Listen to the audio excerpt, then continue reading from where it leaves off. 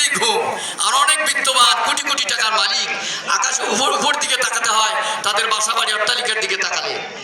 আল্লাহ নবী বলেছেন বাদী তার মনিবকে প্রসব করবে, বড় বড় অট্টালিকা নির্মাণ করবে, ডাক্তার প্রেসক্রিপশন করে দেবে রাতে 1 কাপ চালের যতটুকু ভাত হয়, অথবা 1 কাপ ভাত, অথবা 2 কাপ ভাত, অথবা সকালে 2টো রুটি, রাতে 2টো রুটি। কে আছে না নাই?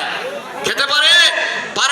আর অবলা মানুষ যে খেটে খায়, আরাম মতো আত্মতৃপ্তি ভরে খায়, আর রাতে শখের ঘুমায় যায়, আল্লাহ তার কত শান্তি দিয়েছেন। সম্মানিত ভাইরা, আমি সকলের কাছে এই জন্য বিশেষভাবে অনুরোধ করব, এই দান মুসিবতের দিন আপনার আমার জন্য যেন নাজাতের ওসিলা বয়ে আনে। সকলে বলি সুবহানাল্লাহ ওয়া বিহামদিহি।